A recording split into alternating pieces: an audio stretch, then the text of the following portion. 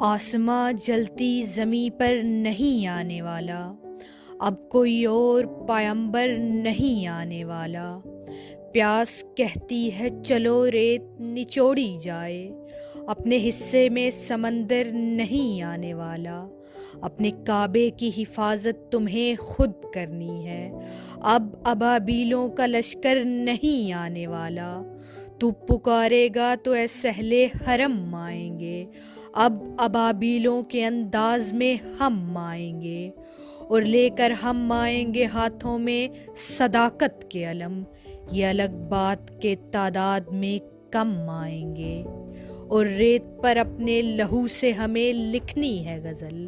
اپنے حصے میں کہاں لوح و قلم آئیں گے، اور آ ہی جائے گا کوئی مرد ابراہیم سے پر، جب بھی اللہ کے گھر میں یہ صنم آئیں گے۔